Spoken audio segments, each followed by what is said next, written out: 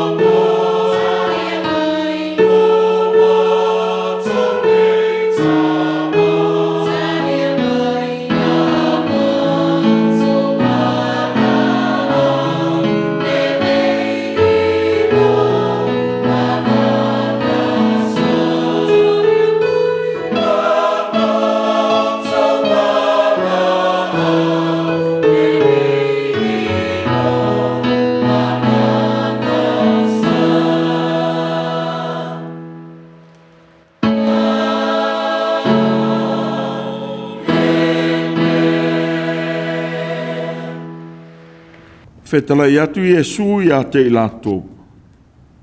O au nei le au reto o le ola, o le sau ia te au. E le fia ai lava ia, o le whātua tō foi ia te au. E le toe fia inu lava ia. O le nei foi le fina ngalo le tamā o le na awina mai ia. Ia le mau lava se tasi, ua ia foi na mai ia te au. Ai au toi whātuina o ia I le aso ngā tānga. Sei o tātou te tāna. Lo mātou o tuai.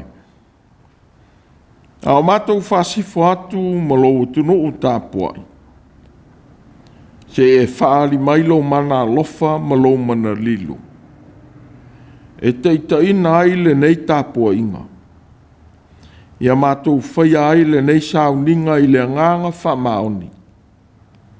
Se e fio ifo a nganga pa I ai. Ma e tau tōrua mai lo mātou vai ma le le a tōtoa. E ala ia Iesu ke risolo mātou ali whaola. Na mātou rua I te tāno. Ameni. Tātou tāpua I le atua I le vi inga e iwa sifuru ma le vandu. Iwa sifuru ma le valu le vi inga o le atua.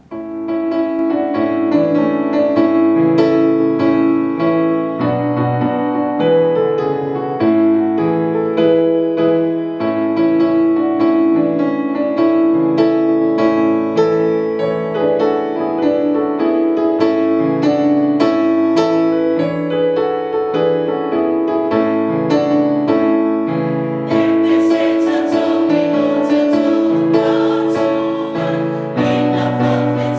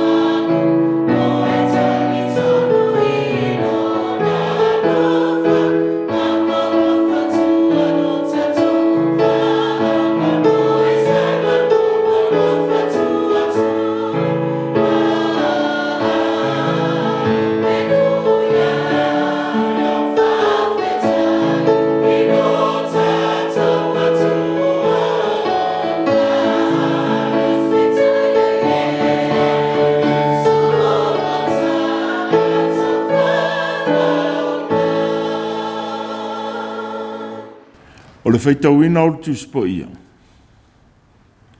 Tus whilwhilia o le nei sā, mo o mai le tus whailotu o le kālesia. Lo le evangelia Ioane, i lona mata upu e ono. Au mai al whai upu e fas furu walu e o atu i le limas furu manitasi. Maua iai le manata i tai o le nei sā. Tala le lei a Iesu ke riso wha maumawina il tu stalo Ioane, i lona mata upu e ono. Whaitauina e amata i le whai upu e fas furu walu. E o atu i le limas furumalitas. Whaafonga maia i le fionga pa ia a le atua. Wa o le aure tō le ola. Na ai e o tōta mā le mānai le vau. A waoti i lātou. O le nei le areto wa alwifo mai le langi. Ai se ai ona le oti le oia. O au le aure tola na luifo mai le langi. Pea ai se tasi le nei aureto. Na ola ai le oia e whaavavau.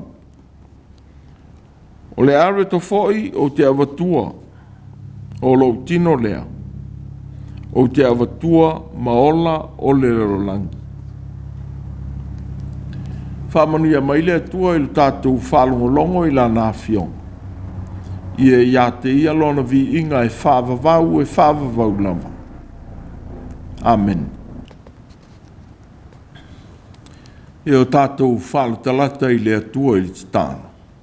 Tātou wifo ma te tālo i le atua. Le atua e.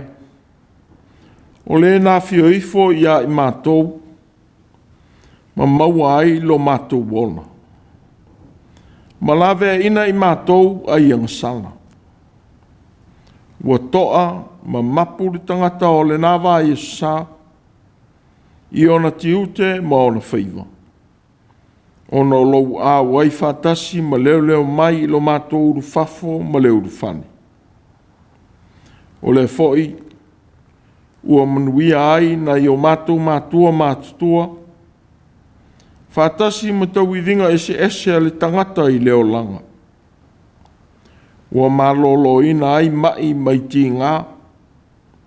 Ua whapea foi ona e whesosani i le soi fua whanoa noa o lau whanau. Ona o ti ngā o le oti. Whaafitai le ali ie. Ua loto tele i mātou uma. Ina ua e manu malo i ti ngā o le tuunga mau. Ua e toi tu mai i le tuunga mau. O le ala lea ua mātou fia ai. Whaafitai i manuia ua e whasot tusa mai. Malui na ai le tau na mātou whaso atu fo i o lea alofa. Ia launga te sia ai i la tau o lo fia mau. E ui foi na whea ngai mati ngā o lea whāle nei tu o le rolangi. Manisi atu nuu ona o lo longa o mafuie whaatasi mataua. Aua mātou whātua tua. E te saunia pea ala o lo file mu. E te whesosoani na ai o mātou pōpua ngā. Whaafitai tele Iesu i loa fio mai. O le aure to ola ua whawhanga i lo mātou mativa i le tino. Ua whapea foi i lo mātou mativa i le anganga. Ua e whaia le tongi ola mo lo mātou whamanga loina. E ala i lo tui nātu o lo soifua e la vea i le valea maanga sala le tangata. Ia i la ufio pele vi inga e whaavavau lava. Ua mātou whāto ese le tuai. Nā o le papa ola mātou wa ai i le tongi ola na e saunia. ua mātou le iloa o na olaina lo finangalo. Ina ua whaasili lo mātou wala tu ina nau. Te e whaamangalo ina foi. Le ngata o la mātou vai i mea ua ilo atu. A ua le iloa winga lo loto o ia whaalinga o lo walofa. Whaamangalo mai lo mātou le iloa whaasot tau i au fua i alofa. A ua mātou whatala le ma le manatu ma mafa i ia au mea alofa. Ina ia whaao ngāt tau. Ia whesosoni nai nisi o fia maua. Ila mātou tufa atu. Te e whaamangalo mai lo mātou lei loa o whaalinga. Ina ua pōng sao mātou loto i leita. Ma le fia tau i masui i e ua mātou le fia iai. Se e alofa e la vea i au whanau mawhatia. Pe a whai wā fia pēr i lo la mātou wola so on whai. Ia whamangalo ina i mātou o tangatanga sama. Se e alofa ina fo ili tō tele o e wā a fia. O na o le tuai fua ina. Ma le lei loa o le loto whamangalo e mātou ma au whanau o lo whaia ia tuai inga se. O mātou whao ngā ina se fo ilo usuafa pa ia. E whawhaulinga ai o mātou o langa i luma o isi tangata. A o whangalo ngalo i lau sila whangati. E te sila fia mai le lilo o mātou loto. O te talo ai. Se e ao mai i lo walofa whamangalo. Ma e lawe i mai o mātou o langa so on whai. O ia mea uma. Ua mātou te talo lava, se e alofa ma whaamangalo ina, i mātou uma i le sala o le toto. Ia fotu manu mo i mātou uma, ia mātou whaia i pealo o finangalo, e le o mātou loto. Ia whaamangalo ina i mātou i le toto o lau fio i Jesu lo mātou o li whaola. Na tongi o la ina, lo mātou le atoa toa. Lo mātou tamai o i le langi. Se e alofa ina nei o mātou mātua mātutua. Se e fsosoni o lātou pōpua ngā whare tangata matua. La vea ina ai mawhtianga, ma le au vai o le o langa. Se e alofa ina fo i lātou o mamai, i a inga ma whale mai. Se e vea tonga fitinga o sa ili iai le malosi. E whai mau a au whamalo loi o lātou puapua ngā. Ia whamanuia e o whanoa noa. Ono lau wāla au i le oti. Ma e ua whea ngai ma so se puapua ngā ma mawha o le o langa. Ua mātou te talo, mo mātou whanau. I le whea ngai mā onga. Tau tō lua e la ua whiolo la tau tau mawhai. Ma se e lawe ina mai i wha mai ese. E wha ono a whiai. Wha manuia i wha nau muti nā mai tanga. E wha pēr fo i wha i lele ma whanau iti. Ua mātou te tālo atu le li ie. Mo wha nau ma inga wana nofo e se atu o nō le tau mawhai i a onga mga luenga. Ua whape foi ta alonga. Se e whamanuia la ua fio, mo i la tau i sa i linga le tangata. Se e alofangia whanau, ua e wala wina, e a o wina mo au ngā luenga. E whape foi i la tau ua whao ngā ina mo au whiau. Te alofangia le tau mawhai ma ngā luenga ua wala au wina ai. E whamanuia i le kalesia atoa. E mei se le whea ngai ma whiau mga luenga o le nei vā Yesu sa. Taitaina e lo walofa whiau. E mei se le o atu ma le toi fo i mai i a inga. O te tālo fo i. Se e la ve ina o mātou tunu ai whainga tā o suinga o le tau. Se i pui mai i whainga tā e ono whawhea ngai. Alo whangia ngā ruenga to e whaale leia, ona o lea wha, o mafui e malolonga. O lo whea ngai ma le nei e tunu ma sose e tunu o lo whea ngai ma ia maftianga. Whamanuia ia Samoa, sa e masisifo. Alo whangia ona a taitai, i a inga, i nuu, ma lo ma le tunu, ai maise lau e kalesia. O mātou te tālu foi, se e whamanuia i Samoa wana nofo i sose e tunu, o le rolangi. I uso ma tua whawhine, ma mātua. Ka pe ina whanau o lo tau iwi ma ti ngā o le soifua tausia. E meise i lātou o suolu whai solo, ona o whainga tāi o lātou lava atunu, ua le mawai se saolo tonga.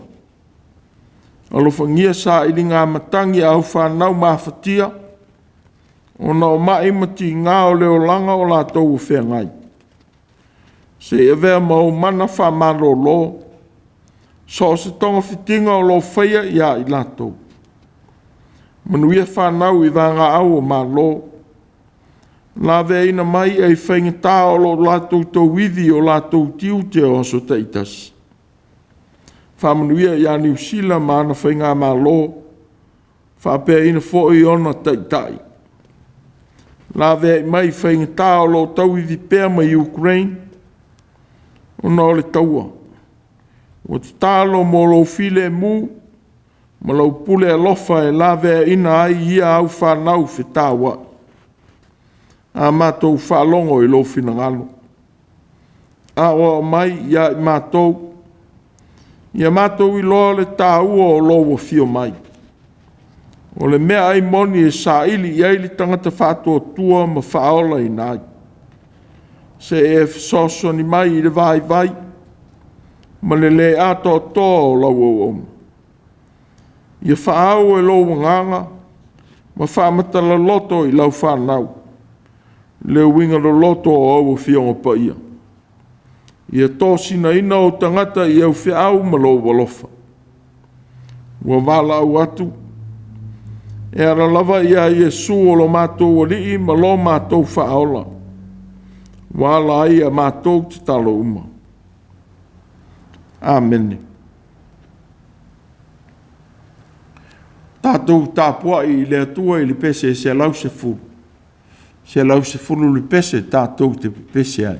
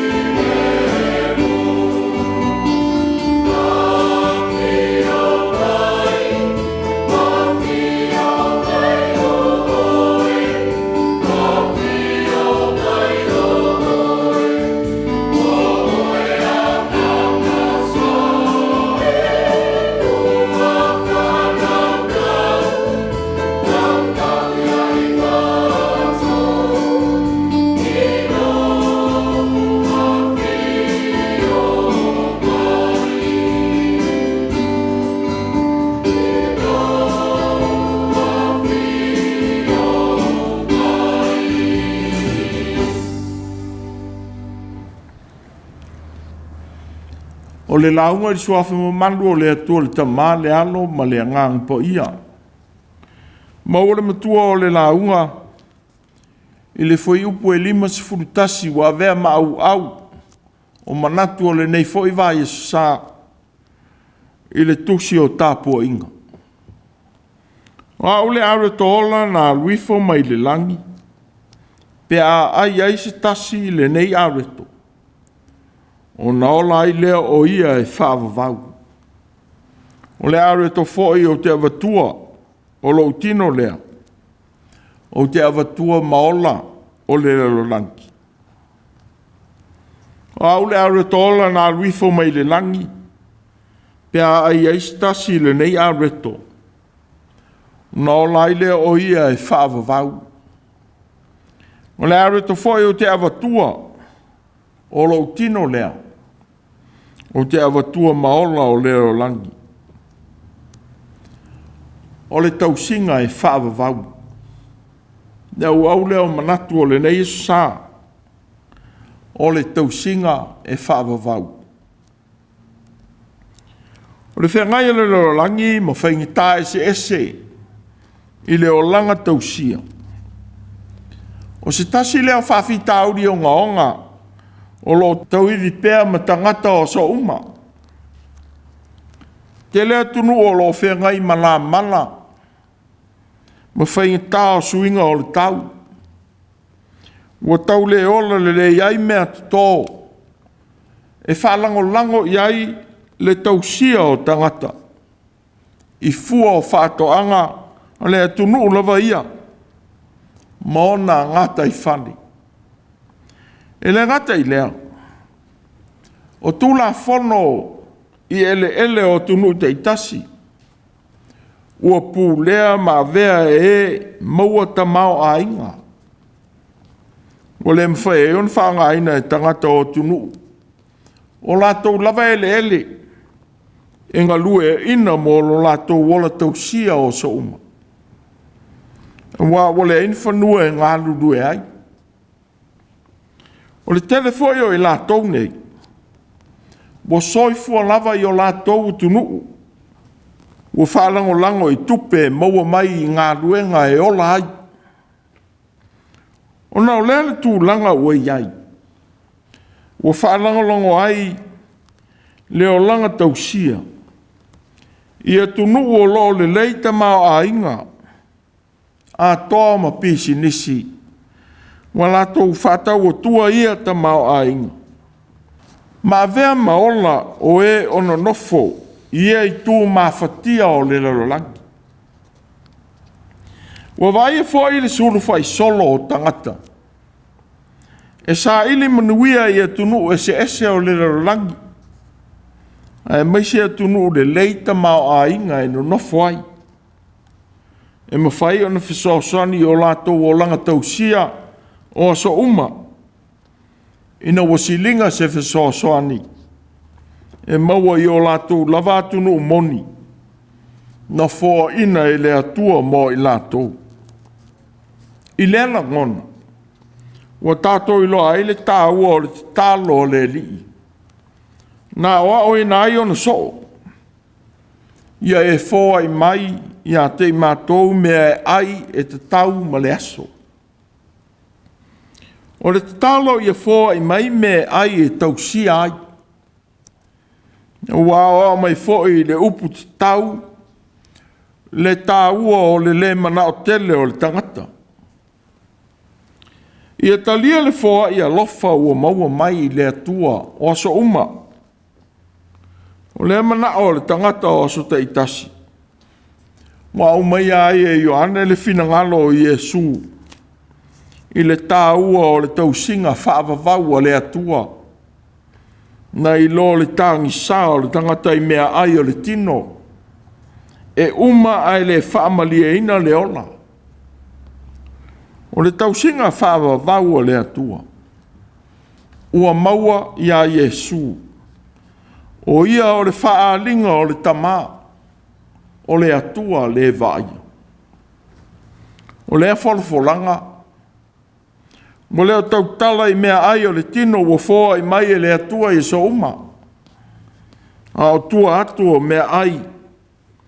Ua fōa ina ma maua e le tangata o aso teitasi.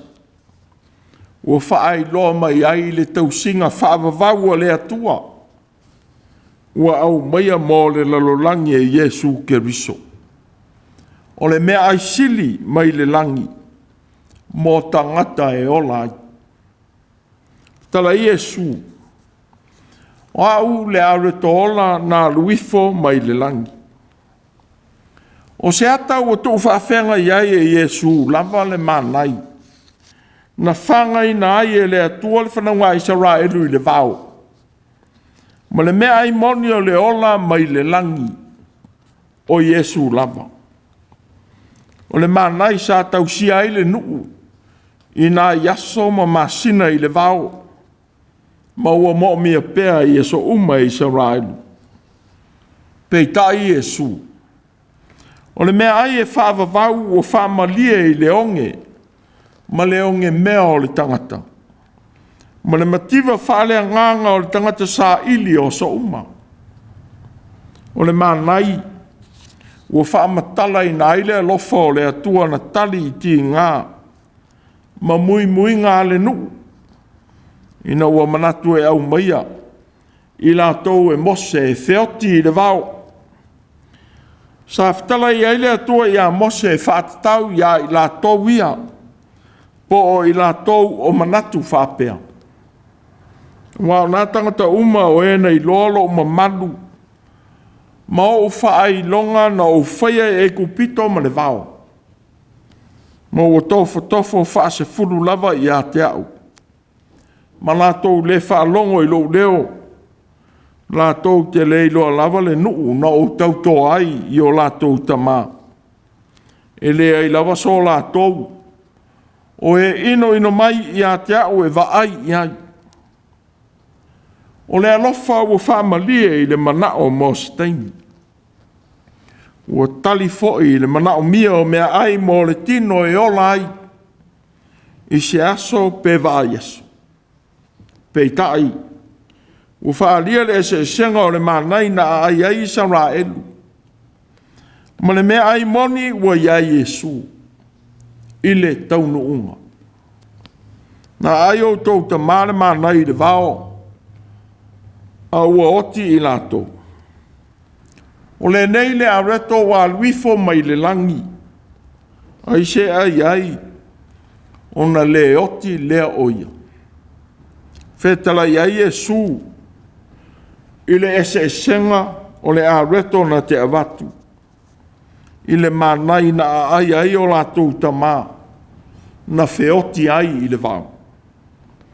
Wa ua whaalia ai le iti o lo lato whatoa tua i le atua. Ua fōa ai matali o lato manao o so uma. O le atua na whasao loto ia i lato ai le polonga i e kupito. Sa ia fola atu fo i o lato tamā. Le nuu le lei ma tamao a inga. Mo i lato e na nofo ai. Peitai. Sa tele ina masalo salo ma le tali tonu le nuu. O le foi wa le taunu mai le nuu. O le folanga. Na tau atu e le atua ia apera amo. E fai mo la tau tofi.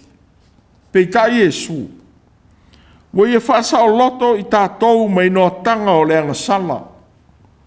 Ia taunu atu le tangata i le malotu mau. Ma le nuu le lei o saunia Yesu mo ona tangata whatotua. Ma talitonu whamaoni atu i lona alofa. O le whamalia ina o le manao tangata. Na whetala ia Yesu i a Filipo. O i whea tātou te whaatau ina mai aini a reto. Ina ia ai i lātou nei. Wa le ese ai ma le whanga ina e le atua o Israel. A o le whavenga na whaia Yesu. Sa ia whanga ina ai le moto o tangata i karite e 5. Mai e iti e lua lau. O le mea aina mo mai le tama sa iai whaatasi. Ma e na muli i a Yesu. A ua whai matali e le ri. i le soifua mafatia o i lātou ua tuua a inga. Ai muli atu e fia whaalongolongo i le tala le leo le ola ua au mai ai Iesu. E ui na le langona ina foi i lātou na ai i le vāvenga. Le tāua o le mea ua whaia. Ina ua whaasanga pēr le manatu i mea ai e whanga i nai le tino. A ua pōngi sai le tāua o le ngā ruenga. Ma le winga o le mea ua whaia i Iesu. O le wana una wai ia pue ia Iesu. Ia whai mo lātou tupu. Wa sa manatu tangata ia Iesu o le profeta. Wai loa e ia tangata le whaailonga na whaia i Iesu. Whapeleo i lātou e moni. O le alava le profeta le nei. O le maliu mai le rolangi. Sa sila fia i Iesu o lātou manatu. Ina ia whaia o ia matupu mo i lātou. O le seseo le manatu sa iai tangata. Na mafua ai ona tu ua i lātou e Iesu.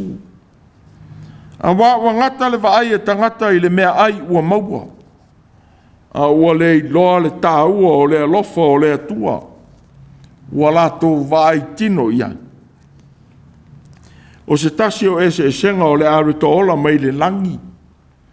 Ma le manai na ai ai Israel.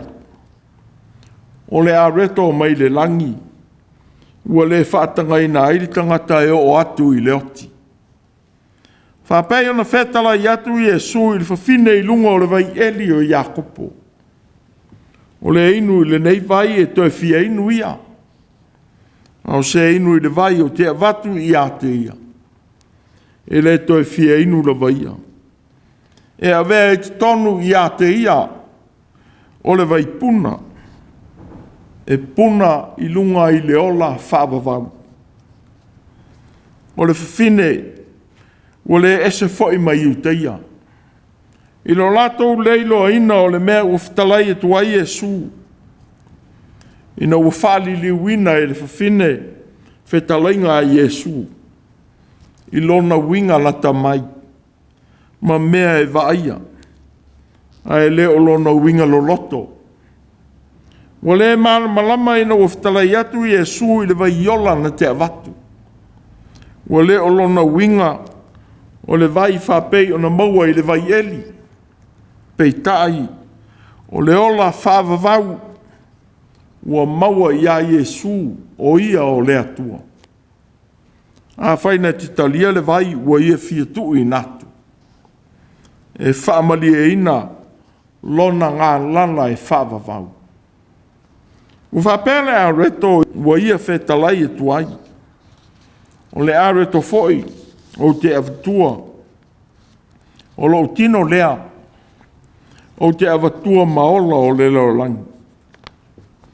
O se ngangana whaosi tāuranga ma whai tāuranga. Ua tuina mai e ke riso maola o le lorangi. Ua ia whaailoa mai ailo na soi fua tui natu. E whai matongi ola o le lorangi uma. A ua whaailoa lo tātou whātua tua i a te ia. I lo tātou a wai ma le manatua le lei pēa o lea tāuranga. I tua so oma tātou te whaamanatu i na ai lea alofa. I lana la o ai pa ia. E le ngata i lea. A i tua so oma tātou te mafuta ai lunga o tātou laulau ai i a inga. E manatua ai pēa lana foa i alofa. Ua tātou maua ai le ola. O le tausinga whaavavau a le atua. Mō tangata uma i ola. O wālau ina foi tangata uma. Ia tala i atu lea tala le leo le ola. E whai maola o le lalolangi uma. Tātou tūwai mai i le nei vai a sā. Mō o tōina mai aisi whaamanatu i le tāua o le vailo loto o le tangata whātua tua. I le tala le lei o le ola wau mai e keriso. Ia le ngata le vaai i mea o tātou masani ai o le olanga. O le tāu o le lilo o le alofa o le atua. Ua fifi mai I lana tausinga alofa. Ua tali ai o tātou manao o so uma. O lona alofa. Ua tātou maua ia Yesu ke riso. O ia o le atua. Ua ia wālawina I tātou. E whaelo atu. Le tala le lei. O le ola. Na ia whaola ina ai. Tangata I tō tele. Ua lui ina pea. Lo tātou whātua tua I mea o leo langa. O tātou o whitaiai. O ia whai ngā solonga o le soifuanga. Ua sui ai mana tātou wa ai. Po le wa ai iae I le atua. Ua tātou whātua tua iai. Ina ua tātou whasili le manatu I mea o le tino. A ua ngalo pea le itu lilo I le nganga. O lo a fifi mai ia mea o tutupu I o tātou waso. Ia le wa ai iae ia Yesu I le tino. A ua whamanatu mai Yesu o le aritola mai le langi. Mō le lalo langi. Ia le suia foi I mea tutupu I le o langa. Le tāua o le nganga o le li ua whaalia I suinga ese ese. Tātou te whetaiai. Ia I loa pēa le whesota I mai o le atua I le nganga. Mō I tātou o so uma. Te le lava ina tofoina I tātou. Pēa whainga tā le o langa. Ua whapea foi. Pēa whai e lui ina e ia ti ngā. Tu ma masaninga o anga nuu. Ua tātou fia iai. E mai se lava I tu aso. E fōlinga ai ua le mawhai e le atua ona whātau nuu mea. Ua tātou nau iai. E o aile mui ma le musu. Ma fōlinga ua tu ngai I le atua. Lo tātou whete iai ma ia whaingtā. A wā o mai le tāu o le loloto o le vaai. A le tangata whātua tua.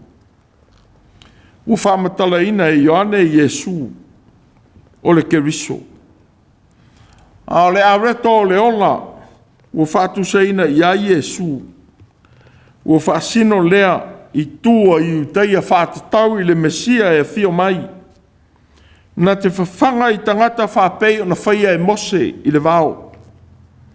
Sa whao ngā ina I Yesu lea tua I uteia. E whaamatala ina ai o ia. E maua ai le ola moni. Ai leo mea ai. Waia taita ina mai ai tātou I le esoto fau o le saolo tonga.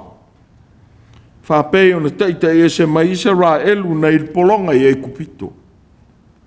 Pei tai le lii. Waia whasaolo to mai. Ma taita e ese ia I tātou na I le angasala.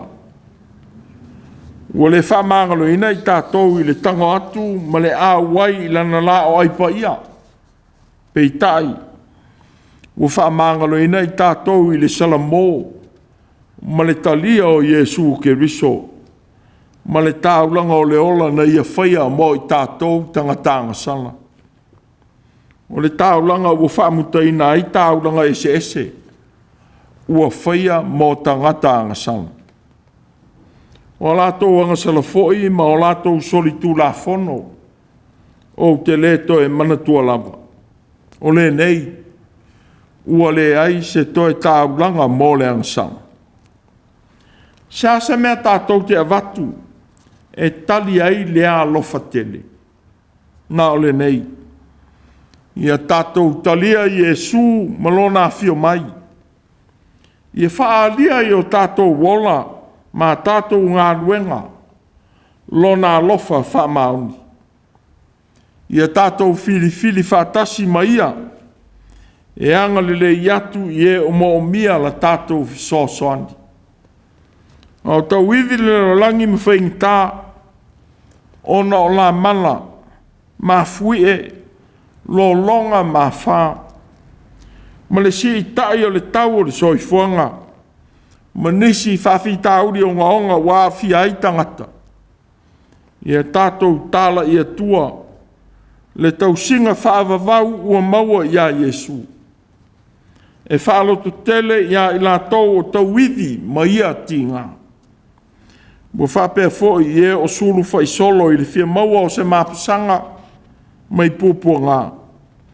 Una o le maua o se saolo tonga moni.